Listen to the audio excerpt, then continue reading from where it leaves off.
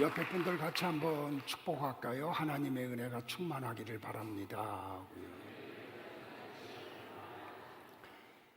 나이를 먹어가면 변화에 대한 두려움이 있어요. 그래서 새로운 문화를 받아들이는 게 굉장히 어렵죠.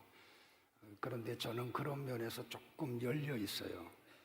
그래서 지난주에 김봉석 목사님이 하는 걸 보고 너무 좋아서 저도 이렇게 핀 마이크로 오늘부터 이렇게 하게 되는데 이게 너무 저가의 마이크예요.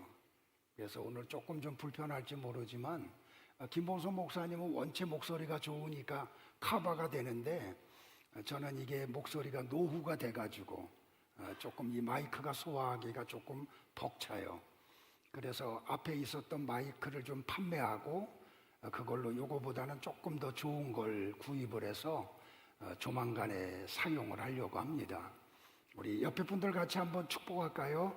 하나님의 은총이 충만하기를 바랍니다 하고요. 자, 낯선 길을 이렇게 걸어가는데 누군가 뒤에서 내 이름을 부릅니다. 그러면 우리는 이렇게 생각을 하죠. 누가 나를 아는 사람이 여기 있나? 그리고 미심쩍은 마음으로 소리가 난 쪽을 뒤돌아봐요. 그리고 두리번거리다가 나를 부른 사람을 향해서 달려가죠. 그리고 난 후에는 부른 사람과 부름을 받은 사람 사이에 대화가 이루어져요. 누군가가 여러분을 불렀다고 하면 거기에는 반드시 이유가 있겠죠. 부름에는 여러 가지 부름이 있어요.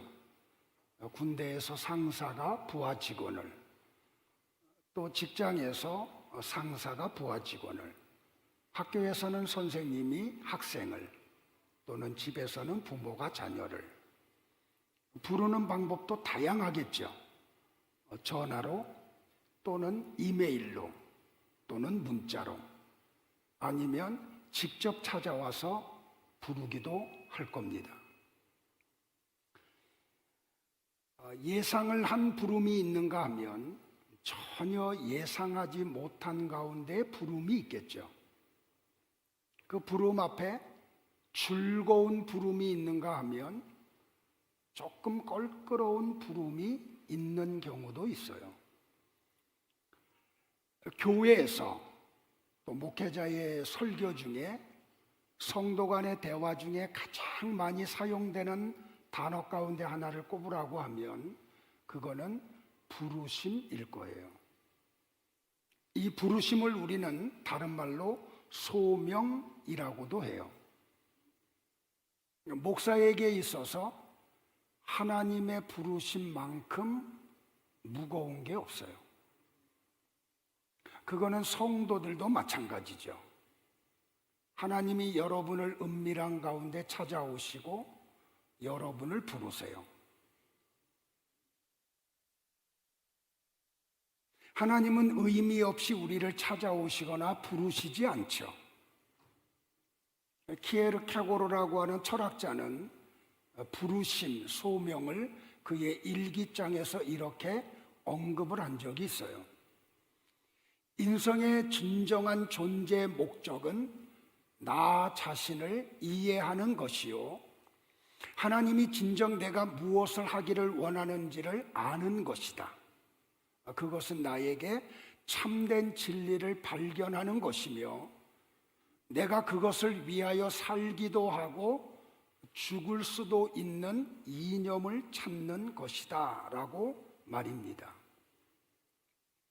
이 키에르케고르의 이 글은 부르심에 관한 울림이 있는 성찰이죠. 오스기니스라고 하는 분은 그의 책에서 부르심, 소명에 대해서 이렇게 언급을 했어요. 소명이란 하나님이 우리를 너무나 결정적으로 부르셨기에 하나님의 소원과 은혜에 응답하여 우리의 모든 존재, 우리의 모든 행위, 우리의 모든 소유가 헌신적이고 역동적으로 하나님을 섬기는데 투자된다는 진리다. 여러분이 잘 알다시피 교회라는 단어 속에 불러낸다는 단어가 들어있죠. 에클레시아, 에크라고 하는 전치사, 무엇 밖으로, 그리고 칼레오, to call, 부르다라고 하는 이 두 단어가 합성이 돼서 에클레시아, 교회가 돼요. 그러면 나와 여러분은 하나님의 부르심을 받은 사람들인 거죠. 하나님의 부름을 받은 사람들이 모여 있는 곳이 교회이기 때문에 말이에요. 개혁주의 교회에서 구원의 순서와 과정에도 하나님의 부르심이 굉장히 중요한 위치를 차지하고 있어요. 우리는 올 연초에 1월과 2월 2달 동안 구원의 서정이라는 주제를 가지고 우리가 같이 말씀을 나눴어요. 자, 하나님이 창세전에 누군가를 선택하세요. 그 선택한 사람을 하나님이 찾아가셔서 부르시죠. 그 하나님이 부르신 자들을 하나님은 의롭다고 하세요. 그 하나님으로부터 의롭다함을 받은 사람들은 반드시 거룩을 사모하게 되어 있어요. 그래서 악은 버리고 죄를 버리고 주님을 닮아가는 거룩을 향해서 가죠. 그러면 하나님은 마침내 이 사람을 어떻게 해요? 영화의 단계로 끌고 가요. 자, 이 구원의 서정의 처음 선택과 영화는 영원에 잇대어 있어요. 그런데 부르심과 의롭다 하심과 성화는 성도가 이 땅에서 계속해서 나타나야 할 거예요. 자, 이 구원의 과정에서 첫 번째 역사 속에서 이루어지는 게 뭐냐면 부르심이에요. 여러분은 하나님의 부르심을 받으신 적이 있으십니까? 하나님이 여러분을 개인적으로 찾아오시고 만나시고 예레미야야 예레미야야 하시듯이 사울아 사울아 하시듯이 여러분을 부르신 적이 있느냐는 말입니다. 부르심의 주체는 언제나 하나님이세요.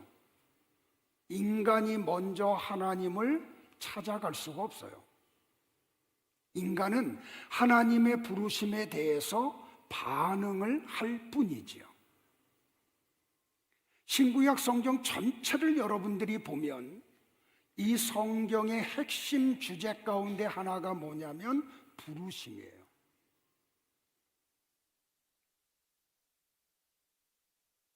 사람들의 생각이 악했죠. 죄악이 세상에 관영했어요. 그런 가운데 하나님은 노아와 그의 가족들을 찾아오시고 불러내시죠. 세계 4대 문명의 발생지 가운데 하나인 메소포타미아의 문명을 누리고 있던 그 갈대아 우르에 있는 아브라함과 그의 가족을 하나님이 찾아오시고 그를 죄악의 구렁텅이에서 불러내세요. 하나님의 부름을 받으면 그 뒤부터 어떤 일이 벌어지냐면 현실 도전과 저항을 직면하게 돼요. 사도행전 7장, 8장, 9장을 가보면 하나님의 부르심을 받기 전에 사울은 예수 믿는 성도들을 박해하는 자로 살아요. 사도행전 7장에서 스데반 집사님을 돌로 때려 죽이는 일에 사울이 가담을 하죠. 그런데 사도행전 9장에 가면 살기가 등등해가지고 다메섹에 있는 성도들을 붙잡아서 옥에 가두려고 가던 사울을 주님이 찾아오셔서 부르시죠. 사울아, 사울아, 네가 어찌하여 나를 박해하느냐고요. 하나님의 부르심 앞에 그는 저항을 못해요. 그 하나님의 부르심으로 인해서 그가 회심을 하죠. 그런데 여러분들 놀라운 게 뭔지 아세요? 예수 믿는 성도들을 박해하던 사울이 거듭나는 순간부터 어떻게 되냐면 박해를 받는 자가 돼요. 참 이상하지 않아요? 이게 신앙생활이에요. 제가 미국에 한 20일 가까이 머무는 동안 2주일 동안 백인 교회를 가서 예배를 드렸어요. 기쁜 마음으로 예배를 드리러 갔다가 나올 때는 탄식하며 나왔어요. 하나님의 울부짖는 소리가 들려요. 복음이 없어요. 하나님의 말씀이 없어요.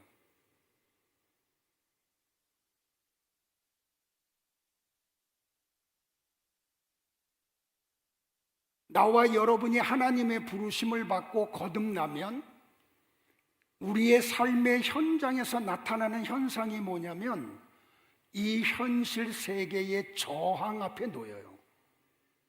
그리고 도전을 자꾸 받게 돼요. 근데 여러분들, 이 하나님의 부르심은 강력하죠. 그래서 이 하나님의 부르심에 누구도 거절을 못해요. 저항하지도 못해요. 하나님의 부르심이 시작되면 어떤 세력도 막을 수가 없어요. 어떤 왕도 그 부르심을 막아낼 수가 없어요. 왜냐하면 하나님의 부르심은 결정적이고 주권적이며 강권적인 부르심이기 때문에 그래요. 자, 우리는 이번 주와 다음 주에 걸쳐서 똑같은 본문을 가지고 부르심이라는 주제를 가지고 말씀을 나눌 거예요. 그래서 오늘은 좀 서론 시간으로 부르심이라는 게 무엇인지, 무엇을 목적하고 주님이 누구를 찾아오시고 부르시는지 좀 개괄적인 내용을 같이 공부를 하고, 다음 주는 이제 예레미야 1장을 들어가서 하나님이 예레미야를 부르시는 그 과정, 그 속에 하나님의 은혜와 사랑이 얼마나 넘치게 담겨져 있는지, 그리고 그 부르신 그 예레미야를 향해서 하나님이 어떤 사명을 맡기셨는지, 그 내용을 2주에 걸쳐서 같이 공부하려고 합니다. 자, 하나님이 누군가를 찾아오시고 누군가를 부르, 내 핀 마이크 써서 이제 갈 수가 있어요. 제가 이제 굉장히 자유로워요. 마이크가 여기 있으니까. 그러니까 조는 사람 앞에 갈 거니까 정신 똑바로 차리세요. 자, 하나님이 누군가를 찾아가시고 만나시고 부르세요. 그 목적은 하나예요. 그 사람을 죄와 사망에서 구원하시기 위함이에요. 자, 회심하기 전에 바울은 하나님을 섬긴다고 하지만 예수님이 어떤 분임을 모르죠. 잘 들으세요. 그는 베냐민 지파 사람이에요. 바울이 자기를 베냐민 지파 사람이라고 표현하는 것은 뭐냐면, 나는 왕의 혈통을 가지고 있는 사람이라는 고백이에요. 왜? 이스라엘의 첫 번째 왕이 베냐민 지파 기스의 아들 사울이었거든요. 그는 아브라함의 자손이에요. 지금으로 말하면 명문 학교 가말리엘 문화에서 토라, 율법을 배운 율법의 박사예요. 그러니까 그는 하나님을 알고 섬긴다고 해요. 열심히 섬기는데 하나님이신 제2위의 하나님이신 예수님이 누군지를 몰라요. 그러니까 스데반 집사님을 때려 죽이는 일에 가담을 하죠. 밤의 세계에 있는 성도들을 잡아오게 가두려고 가요. 자, 예수님은 이렇게 회심하기 전에 사울과 같은 사람들을 뭐라고 말하냐면 어둠에 속한 사람이다. 그는 소경이다. 눈먼 자다. 이렇게 말씀을 해요. 자, 이걸 우리 현실로 가지고 오면, 자, 교회 와서 예배는 드려요. 성경을 갖고 있어요. 공부를 해요. 성경에 대한 지식이 상당히 늘어나요. 외형적으로 볼 때 그 사람은 분명히 거듭난 사람같이 보여요. 그런데 회심하기 전에 바울과 같은 사람들이 굉장히 많음을 우리는 성경을 통해서 발견해요. 자, 예수님의 말씀을 같이 한번 볼까요? 합독을 하겠어요. 시작.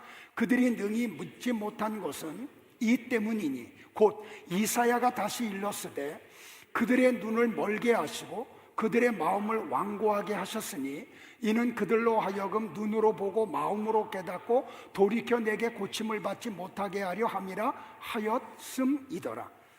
자, 하나님이 어떤 사람들을 어떻게 했다고요? 그들의 눈을 멀게 했다고요. 소경되게 했다는 거예요. 자, 그들의 육신이 눈이 멀었다는 뜻 아니죠. 자, 육신의 눈은 멀쩡하게 떠 있어요. 사물을 봐요. 글을 읽어요. 성경을 읽어요. 그런데 하나님을 볼 수 있는 눈을 하나님이 닫아버리셨어요. 그래서 성경을 보는데도 불구하고 하나님을 몰라요. 자, 우리가 성경을 통해서 보듯이 구약 성경의 내용 전체는 누구에 대한 얘기예요? 예수님에 대한 얘기죠. 왜? 예수님이 그러잖아요. 모세의 글로부터 선지자의 글까지 다 누구에 대해서 쓴 건지 아니? 나에 대해서 쓴 거야. 그런데 이스라엘 사람들이 성경을 그렇게 연구하고 배웠음에도 불구하고 예수님이 오셨는데 못 알아보잖아요. 왜 그런 일이 벌어진다고요? 하나님이 그들의 눈을 멀게 하셨기 때문이라 그래요. 그러니까 오늘 우리에게 필요한 게 뭐냐면 교회를 얼마나 오래 다녔느냐, 내가 성경을 얼마나 많이 공부해서 지식을 가지고 있냐, 이게 중요하지 않아요. 하나님이 우리의 눈을 열어주셔야 돼요. 밝혀주셔야 돼요. 그때 이전에 보던 성경이 아니에요. 그 순간부터 내가 알던 하나님이 아니에요. 이 은혜가 여러분 가운데 있기를 축복을 해요. 그러니까 하나님의 말씀은 뭐냐면 예수님이 구원자이심을 못 알아보고 믿지 않는 게 뭔지 아니? 그 사람이 소경이야. 눈먼 사람이야. 그 사람은 어디에 속한지 아니? 어둠에 속하고 있어. 자, 바울도 똑같은 이야기를 해요. 에베소서 5장 8절에서 어두움에 속한 사람들, 눈이 먼 사람들, 그들을 영적으로 죽어 있는 것이라고 이야기를 해요. 자, 같이 또 한번 볼까요? 너희가 전에는 어둠이더니 이제는 주 안에서 빛이라. 빛의 자녀들처럼 행하라. 자, 부르심은 하나님이 어두움 세계에서 소경으로 살던 사람들을 빛의 세계로 끌어당기는 거예요. 이게 부르심이에요. 그러니까 여러분들에게 먼저 뭐가 이루어지냐면 내가 어두움에서 밝음으로 하나님의 이끌음을 받아야 돼요. 눈먼 자에서 눈을 뜬 자로 옮겨져야 돼요. 이게 먼저예요. 이걸 뭐라고 표현하냐면 구원이라고 이야기해요. 자, 우리 옆에 분들에게 한번 그럼 더 축복을 할까요? 구원을 받으시기를 바랍니다 하고요. 자, 다시요. 구원이 뭐냐면 어둠에 속한 사람을 빛의 세계로 끌어내는 거예요. 눈먼 자의 눈을 밝혀내는 거예요. 여러분들 창세기부터 요한계시록까지 하나님이 다 이 얘기하고 계세요. 그래서 창세기, 성경의 시작인 창세기 1장 1절부터 4절까지 무슨 얘기를 하냐면 빛에 대한 이야기가 나와요.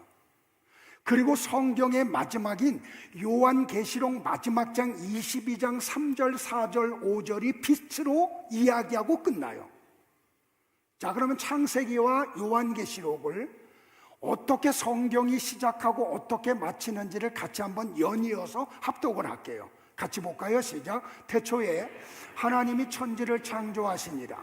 땅이 혼돈하고 공허하며 흑암이 깊음 위에 있고 하나님의 영은 수면 위에 운행하시니라. 하나님이 이르시되 빛이 있으라 하시니 빛이 있었고 빛이 하나님이 보시기에 좋았더라. 하나님이 빛과 어둠을 나누사 하나님이 빛을 낮이라 부르시고 어둠을 밤이라 부르시니라. 저녁이 되고 아침이 되니 이는 첫째 날이니라. 자, 요한계시록이요.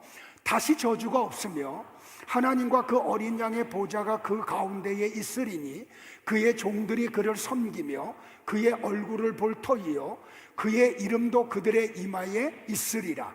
다시 밤이 없겠고 등불과 햇빛이 쓸데없으니 이는 주 하나님이 그들에게 비추심이라. 그들이 세세토록 왕노릇하리로다. 자, 창세기 성경에 처음으로 가보면 이 지구는 하나님이 첫째 날 이미 만들어 놓으셨죠. 그런데 이 지구는 물로 덮여 있어요. 그런데 이 물로 덮여 있는 땅, 이 지구, 어스는 어떤 상태냐면 혼돈에, 다시 말하면 질서가 없어요. 공허해, 텅 비어 있어요. 그리고 흑암이 깊음 속에 있어요. 자, 이거는 지금 하나님이 창세기 1장 서두부터 구원을 말씀하고 계시는 거예요. 제가 누누이 얘기하는 게 뭐냐면 창세기 1장과 2장은 첫 창조 이야기 하시는 거 아니에요. 그거는 성경을 저 밑바닥에서 보고 해석하는 거예요. 창세기 1장부터 하나님은 새 창조, 죄와 사망으로 죽은 사람들을 구원해내는 구원 이야기를 하고 계시는 거예요. 자, 이렇게 혼돈과 공허와 흑암의 깊음 속에 있는 그 지구 위에 하나님이 뭘 선포해요? 빛이 있으라 하고 선포를 해요. 그랬더니 빛이 생겼죠. 그러니까 하나님이 창조의 첫 번째가 뭐냐면 빛이에요. 그런데 이 빛이 나타나자 두 가지 현상이 나타나죠. 첫 번째는 뭐냐면 낮과 어둠, 밤으로 나누어져요. 자, 빛이 나오자 낮이라는 것과 밤이라는 것이 나누어져요. 다시 말하면 빛과 어둠이 돼요. 그러면 여러분들 창세기에서 낮과 밤, 빛과 어둠, 이거를 단순히 대낮과 깜깜한 밤 이렇게만 보시면 여러분들은 성경의 계시 속에 들어가지 못하신 거예요. 그럼 성경이 낮과 밤, 빛과 어둠은 뭘 이야기하느냐는 거죠. 자, 요한일서 1장 5절에서 요한은 우리에게 친절하게 이 빛이 무엇인지를 우리에게 정확하게 가르쳐줘요. 같이 볼까요? 시작. 우리가 그에게서 듣고 너희에게 전하는 소식은 이것이니 곧 하나님은 빛이시라. 그에게는 어둠이 조금도 없으시다는 것이니라. 자, 정확하게 요한이 우리에게 첫째 날의 빛이 무엇인지를 계시해 주죠. 자, 이 빛이 뭐라고요? 하나님 당신 자신이시라고요. 자, 하나님이 빛, 하나님이 낮이라고 하면 어둠, 밤은 하나님이 계세요, 안 계세요?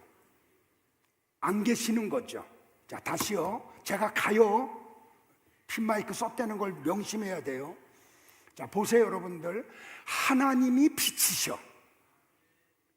그러면 하나님이 계시지 않은 곳은 밤이겠죠. 왜? 하나님이 빛이기 때문에 거기는 항상 낮이야.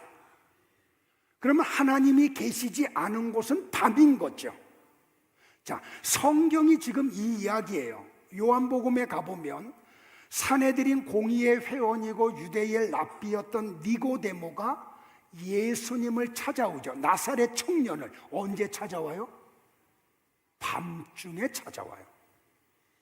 그러니까 요한은 니고데모가 예수님을 찾아온 시간이 밤이라고 하는 것을 의도적으로 드러내므로 그가 예수님을 만나기 전에 니고데모는 어둠, 밤, 하나님과 관계없는 자였음을 밝혀내는 거예요. 그런데 이 니고데모는 누구예요? 아브라함의 자손이고 사내들인 공의의 회원이고 유대의 랍비예요. 그러니까 내가 믿음의 부모님 밑에서 태어났고 어려서부터 주일학교를 다니며 성경에 대한 박사가 됐고 지금도 교회에서 직분을 받고 있다는 것이 반드시 그 사람이 낮에 속한 자고 구원받은 자라는 보증이 아닌 거죠.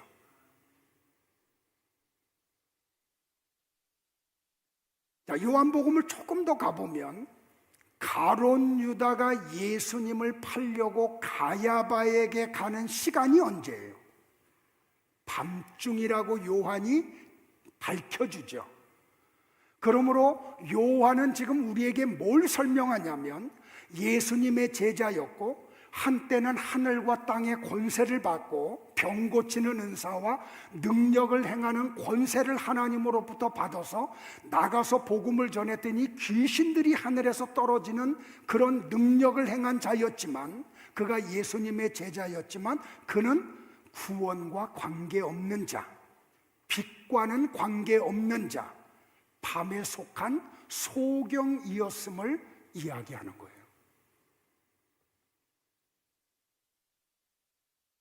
예수님이 언제 잡히세요, 여러분들? 밤중에 잡히세요.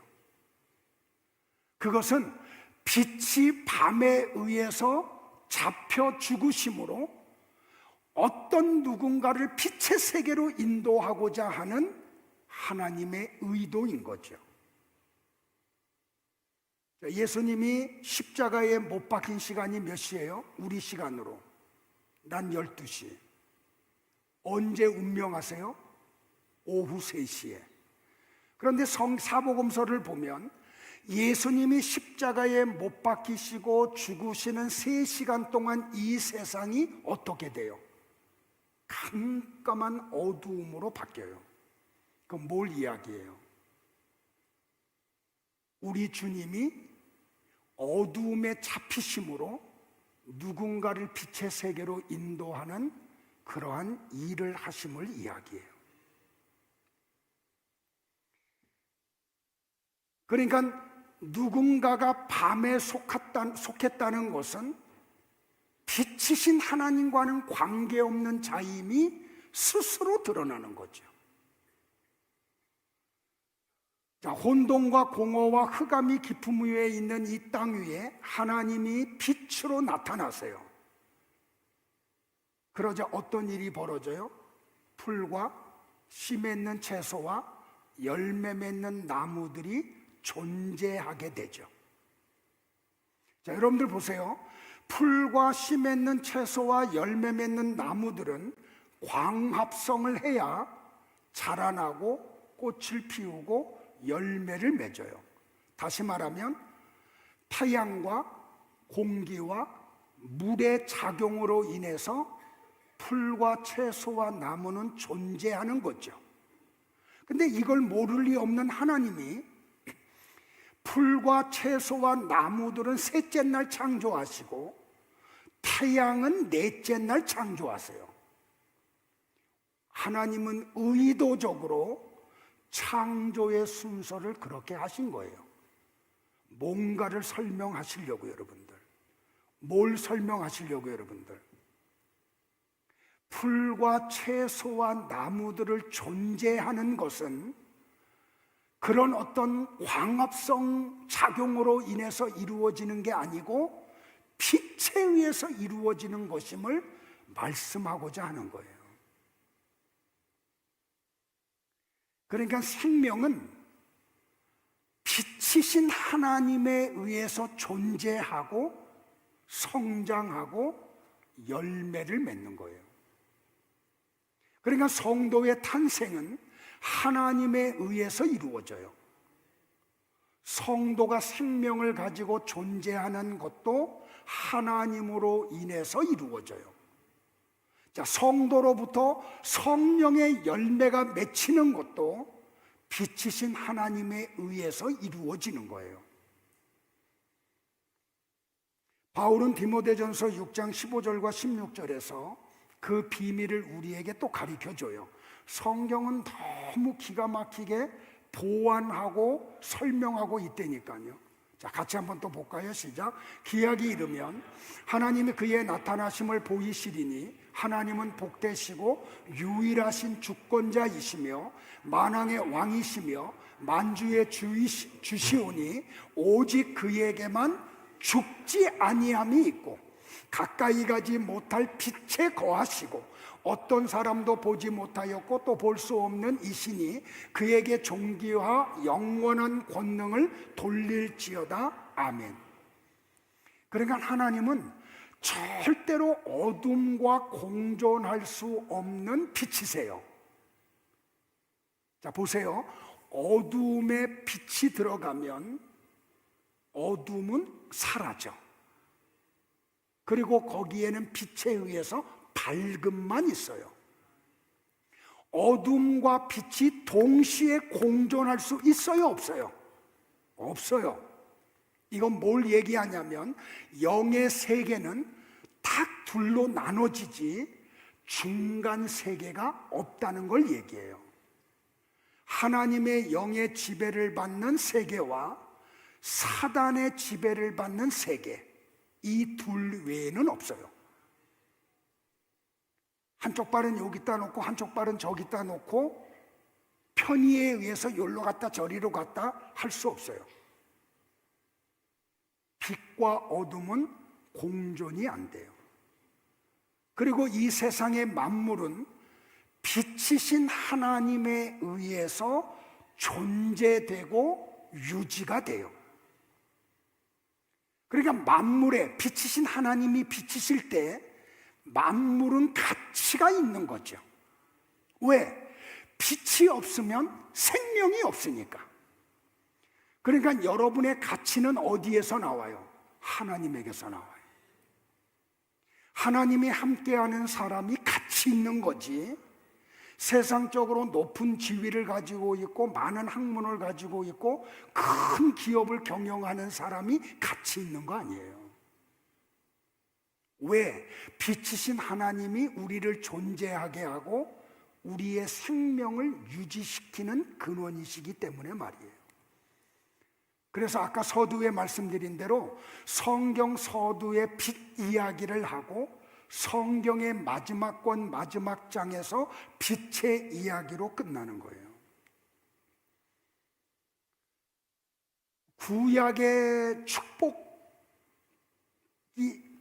축도가 있고 신약의 축도가 있어요. 신약의 축도는 어디예요? 고린도 후서 13장 13절. 주일마다 목사님들이 두 손을 들고 여러분을 축복하죠. 구약의 축복이 있어요. 축도가 민수기서예요. 6장. 자, 같이 한번 볼까요? 같이 봅니다. 시작. 여호와께서 모세에게 말씀하여 이르시되 아론과 그의 아들들에게 말하여 이르기를 너희는 이스라엘 자손을 위하여 이렇게 축복하여 이르라. 여호와는 네게 복을 주시고 너를 지키시기를 원하며 여호와는 그의 얼굴을 네게 비추사 은혜 베푸시기를 원하며 여호와는 그 얼굴을 네게로 향하여 드사 평강 주시기를 원하노라 할지니라. 그들은 이같이 내 이름으로 이스라엘 자손에게 축복할지니 내가 그들에게 복을 주리라. 그러니까 제가 어떤 때는 구약의 이 축도로 축도를 한 적이 있어요. 또 할게요. 근데 이렇게 하면은 사람들이 저 목사님 이단인가? 성경을 모르니까. 그래서 먼저 이렇게 친절하게 설명을 드리고 여러분들 시험에 들지 않게 하려고. 제가 구약의 축도를 할 때가 있을 거예요. 근데 여기서 뭐라고 말을 해요? 여호와는 그의 얼굴을 네게 비추사. 여기 얼굴이라고 하는 히브리어 단어가 뭐냐면 파님이에요. 파님. 파님이라는 단어의 뜻이 뭐냐면 임재. 하나님이 그의 얼굴을 네게 비추사라는 말은 하나님이 네게 임재하기를 원한다라는 뜻이에요. 근데 창세기 3장에 가보면 파님이라는 단어가 또 한 번 등장을 해요. 자, 한번 같이 볼까요? 시작.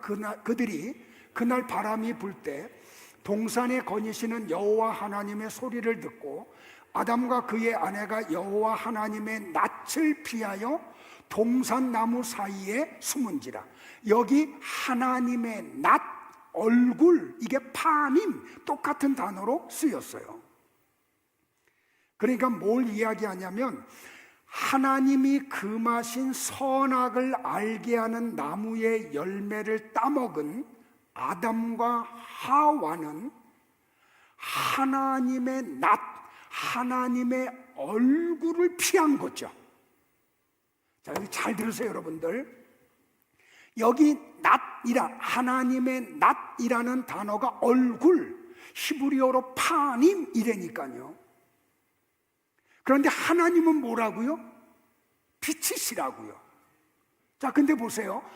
아담과 하와가 죄악 속에 빠지니까 하나님의 파님, 얼굴, 빛을 피해서 어디로 가요?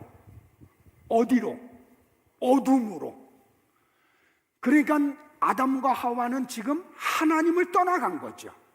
빛에서 떠나간 거야. 어디로? 어둠으로, 소경으로, 죽음으로. 이걸 원죄라고 말을 한다고요.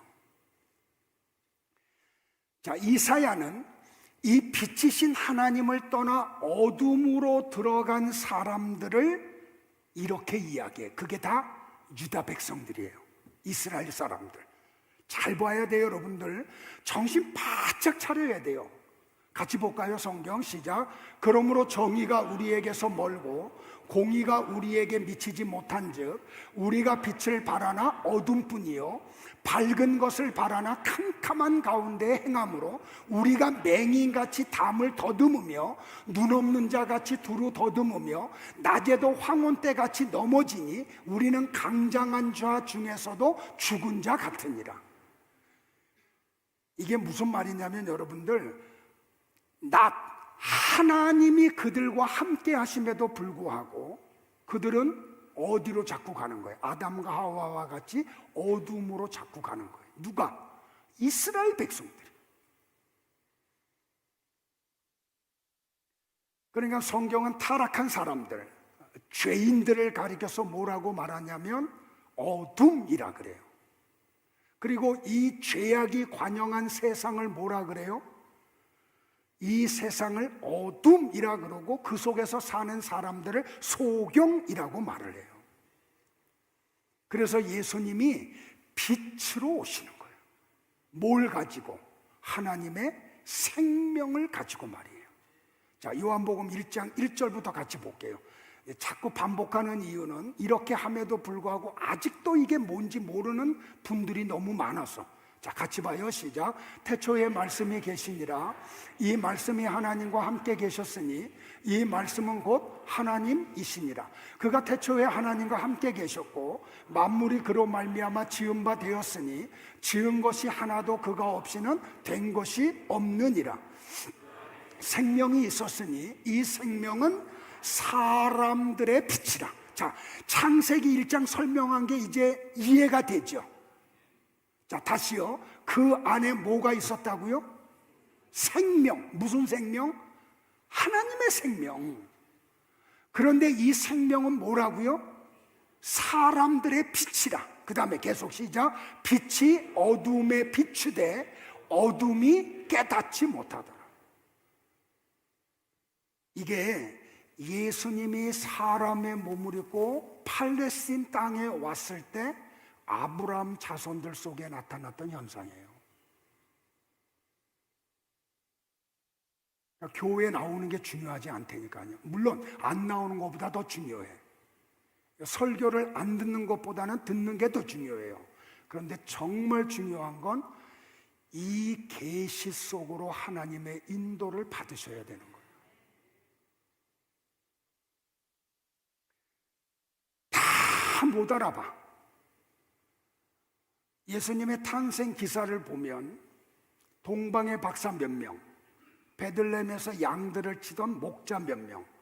제가 이번 주간에 여러분들 핸델의 메시아를 한 2시간 넘는 거를 제가 전편을 시청을 했어요. 그 자막으로 다 띄워주는 걸 보면서 그 핸델이 그거를 작곡하는데 나흘 걸렸대요. 그 방대한 그 성경에 나오는 그 내용들, 스가랴서, 이사야서, 그 복음서 이런 내용들을 집대성해 가지고요. 그 예수님의 탄생 기사를 쫙 풀어가는데, 근데 핸델이 그거를 작곡을 다 마친 다음에 무슨 고백을 하냐면 하나님이 나와 함께 하셨던 걸 자기는 느낀다.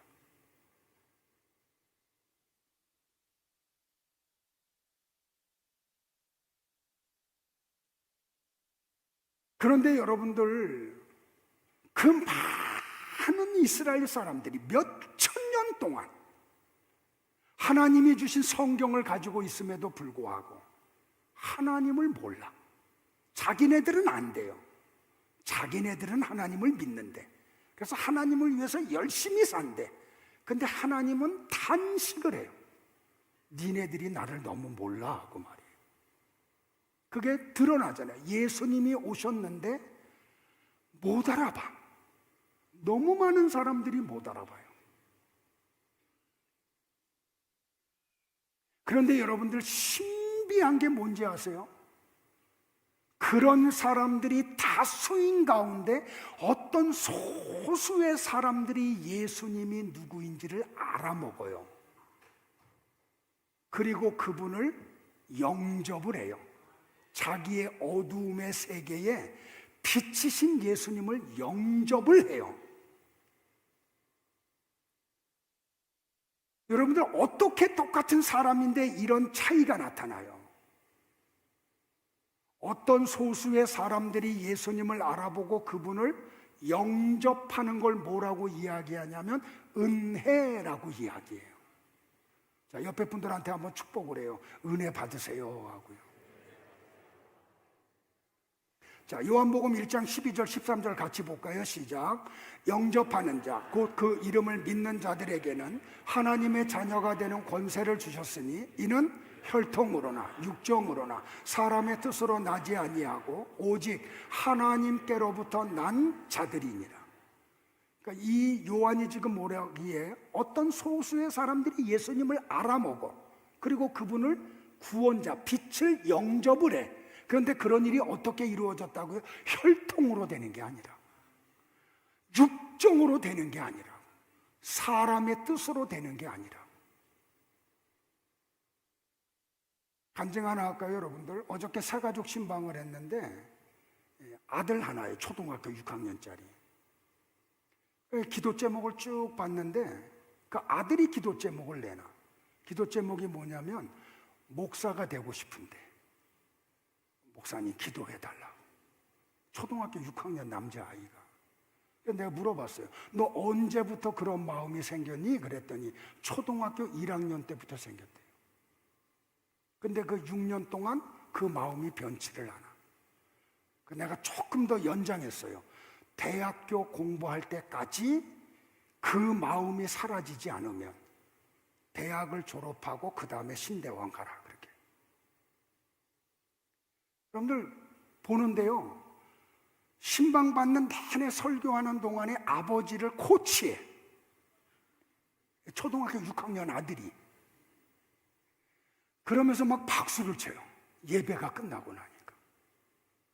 이게 뭐예요? 은혜예요, 은혜. 부모가 가리킨다고 되는 거 아니에요. 자기가 이 초등학교 1학년 아이가 어떻게 그런 마음이 생겨요? 하나님이 주시는 거죠.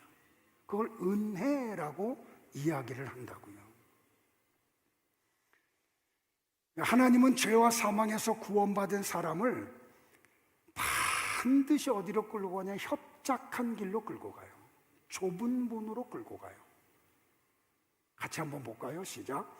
내가 소경을 그들이 알지 못하는 길로 인도하며 그들 앞에서 흑암을 광명으로 바꾸고 거친들을 평탄하게 할 것이다. 나는 반드시 이 일을 행하고 그들을 버리지 않을 것이다. 왜 하나님이 성도들을 빛의 세계로 끌고 간 다음에 협착한 길과 좁은 문으로 끌고 갈까요? 그 마지막에 생명이 있기 때문에. 말씀을 정리할게요, 여러분들. 그러니까 하나님이 여러분을 찾아오시고 여러분을 부르시면은 반드시 죄와 사망에서 여러분을 구원하시기 위해서 부르시는 거예요. 질문 던질게요. 당신은 저 보세요. 하나님의 부르심을 받으셨습니까?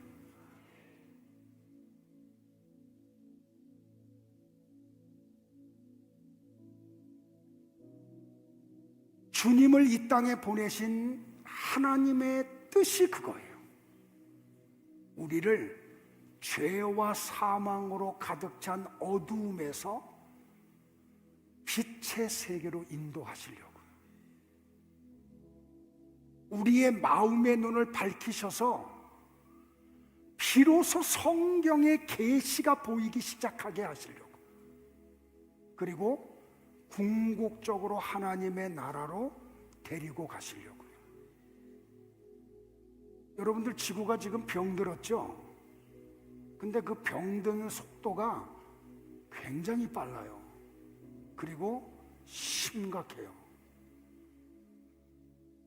제가 6월 12일 날 비행기를 타고 미국에 가서 자동차를 렌트해가지고 모하비 사막을 갔어요. 세상에 시속 100 몇십 킬로로 몇 시간을 가도 사막이야. 그런데 여러분들 그 사막에 비가 내려요. 예전에 풀이 없었는데 나무들이 생겼어요. 거기에 사는 분들이 이야기해요.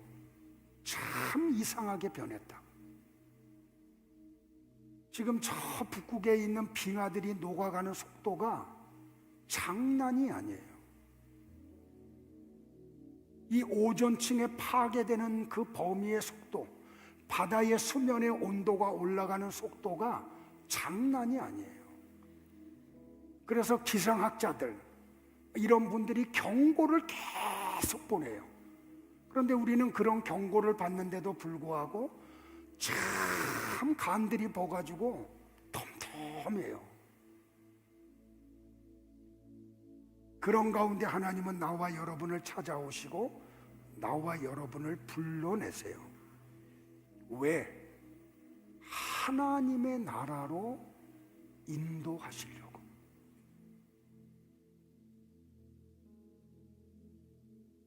그곳에서 영생하는 거지, 이 땅에서 영생하는 거 아니니까. 자, 이사야가 했던 말을 같이 한번 볼까요, 여러분들? 다 같이 봐요. 시작. 다시는 낮에 해가 네 빛이 되지 못하며 달도 네게 빛을 비추지 않을 것이요 오직 여호와가 네게 영원한 빛이 되며 네 하나님이 네 영광이 되리니 다시는 네 해가 지지 아니하며 네 달이 물러가지 아니할 것은 여호와가 네 영원한 빛이 되고 네 슬픔의 날이 끝날 것임이라. 네 백성이 다 의롭게 되어 영원히 땅을 차지하리니 그들은 내가 심은 가지요 내 손으로 만든 것으로서 나의 영광을 나타낼 것인즉 그 작은 자가 천명을 이루겠고 그 약한 자가 강국을 이룰 것이라. 때가 되면 나 여호와가 속히 이루리라. 여러분들은 하나님의 부르심을 받은 적이 있으세요? 여러분의 남편들은요? 자녀들은요? 길 것 같은 우리의 이 땅에서의 삶이 그렇게 길지 않아요. 얼마 남지 않았어요. 나는 여러분들이 하나님의 부르심을 받고 그 빛이신 하나님, 낮, 하나님의 생명이 있는 눈뜬 자, 그 세계에 들어가 있기를 축복을 해요. 그리고 하나님이 나와 여러분을 자꾸 협착한 길로 끌고 가, 좁은 문으로 끌고 가. 이 세상은 우리를 대적을 하고 저항을 해요. 그럼에도 불구하고 그 길을 포기하지 않는 하나님의 사람들이 되기를 축복을 해요. 왜? 이 땅의 삶은 언젠가 끝날 날이 있으니까. 하나님의 나라에서 영생하는 것이니까. 이 믿음이 여러분 가운데 하나님에 의해서 선물로 주어지기를, 여러분의 자녀들 가운데 이 믿음이 선물로 주어지기를 축복을 합니다. 일어나실까요?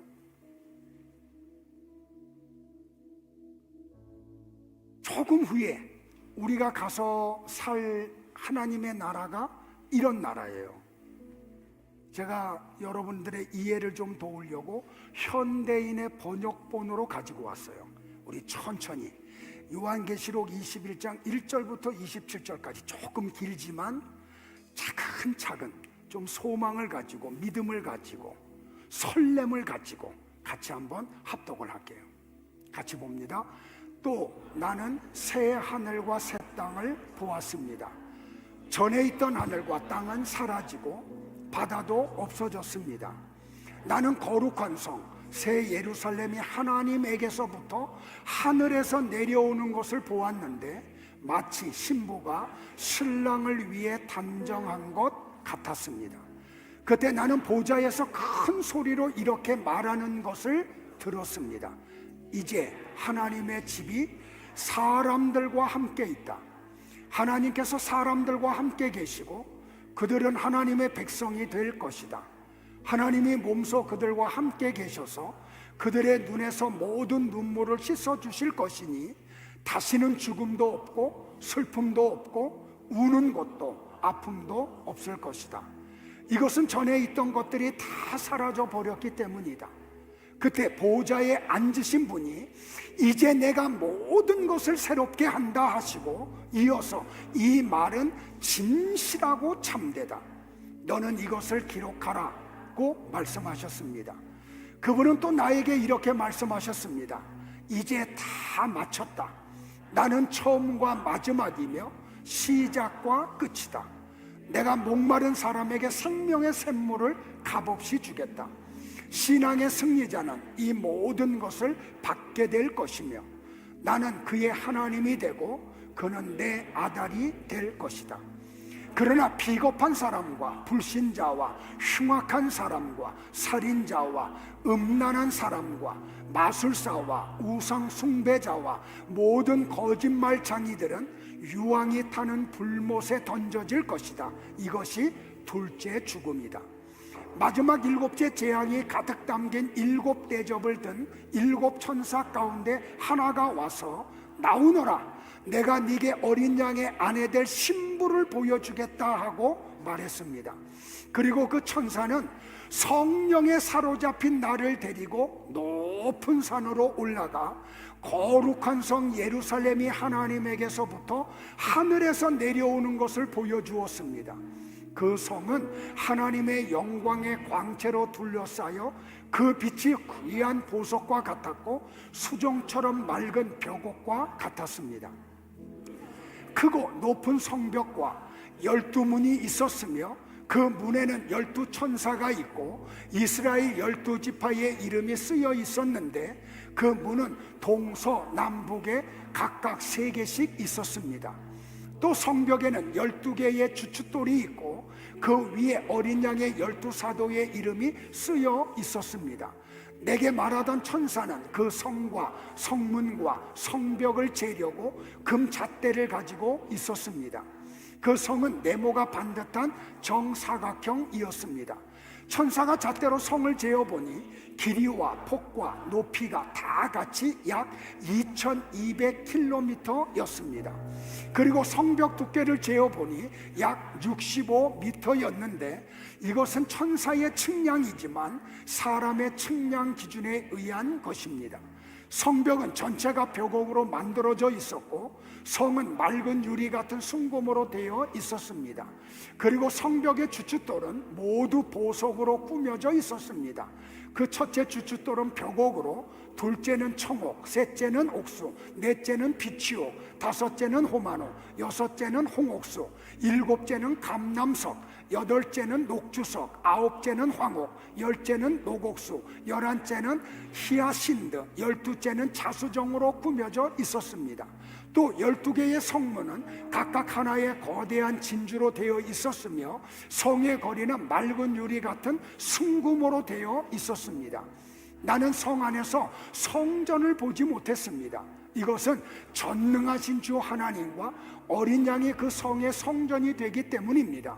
그 성에는 하나님의 영광의 광채가 비치고 어린 양이 그 성의 등불이 되시기 때문에 해와 달이 필요 없습니다. 세상의 모든 민족이 그 빛 가운데로 다닐 것이며 땅의 왕들이 영광스러운 모습 그대로 이 성에 들어올 것입니다. 그 성에는 밤이 없으므로 온종일 성문이 닫히는 일이 없을 것입니다. 그리고 모든 나라 사람들이 그들의 영광과 존귀를 가지고 그리로 돌아올 것입니다. 그러나 더러운 것과 역겨운 짓을 하는 사람과 거짓말 장인은 그 성에 들어가지 못하고 오직 어린 양의 생명책에 이름이 기록된 사람들만 들어갈 것입니다. 할렐루야. 찬양하고 기도하고 마치겠습니다. 주님,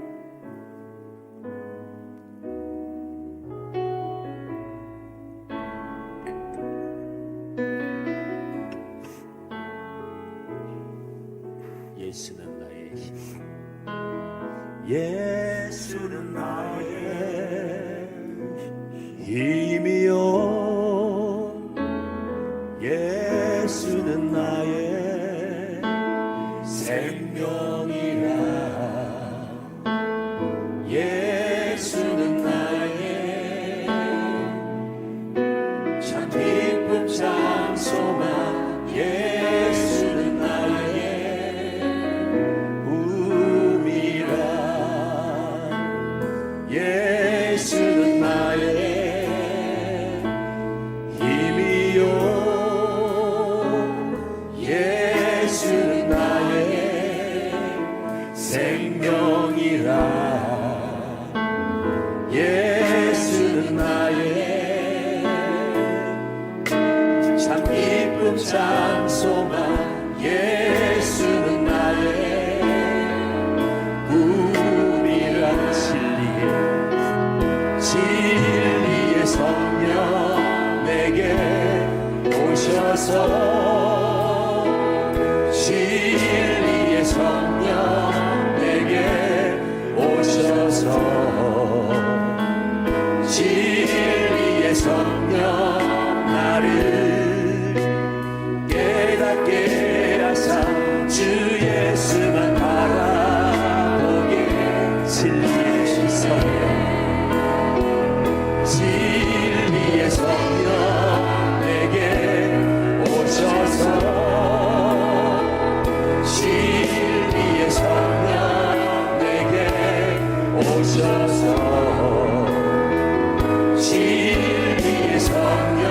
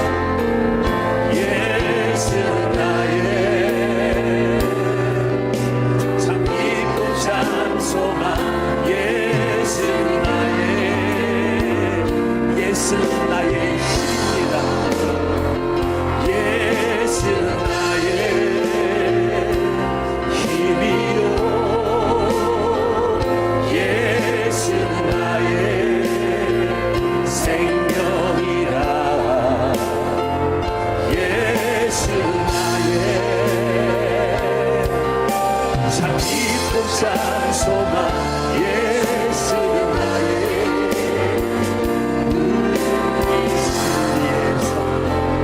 진리의 성령 내게 오셔서 진리의 성령 내게 오셔서 진리의 성령 나를 깨닫게 하사 주 예수만 바라보게 하시네. 진리의 성령 내게 오셔서 진리의 성령 내게 오셔서 진리의 성령 나를 깨닫게 하사 주 예수만 바라보게 하신 진리의 성령 진리의 성령 내게 오셔서 진리의 성령 내게 오셔서 진리의 성령 나를 깨닫게 하사 주 예수만 바라보게 주 예수만 바라보게 하시네. 주 예수만 바라보게 하시네. 입술을 벌려 다 같이 통성으로 기도합니다. 주여 하나님 감사합니다. 주님의 귀한 은혜로 주에게 종이 이루어지게 오셔서 아버지 진리의 성령 내게 나를 부으시고 오셔서 나를 어두움에서 비추 성령의 성공자 인도하여 주시옵소서. 깨닫게 하사 주 주님의 귀한 예수만 놀라운 정이 이루어지게 하여 주옵소서. 오 하나님 아름다운 역사 나타나게 하여 주옵소서. 하나님이 도와주시 아니하시면 보이지가 하나님이 도와주지 아니하면 들릴 수가 없고 하나님이 도와주지 아니하면 깨달을 수 없음을 주여 긍휼히 여겨 은혜를 내리워 주옵소서. 하나님의 귀한 빛에 거하게 하여 주옵소서. 주님만 바라보게 하여 주옵소서. 가슴에다 손을 대실까요? 볼륨 조금 올려주실래요? 하나님, 이렇게 나오게 하신 하나님을 찬양을 합니다. 예레미야를 부르셨듯이 사울을 부르셨듯이 이사야를 부르셨듯이 주님 하나님의 부름을 받게 하여 주옵소서. 그래서 어두움에서 빛으로 눈먼 자에서 보는 자로 바뀌게 하옵소서. 그래서 남들이 가지 못하는 협착한 길을 걷고 좁은 문을 향해 가는 은혜 내려 주옵소서. 복음이 뭔지 하나님의 사랑이 무엇인지 알고 오늘도 피와 같은 11조 감사의 예물 복음이 땅끝까지 증거되기 위해 드리는 성교의 예물 여러 모양으로 드리는 그 헌물들 주님 받아 주옵소서. 은혜 내려 주옵소서. 빛이신 예수 그리스도의 은혜와 우리를 존재하게 하시고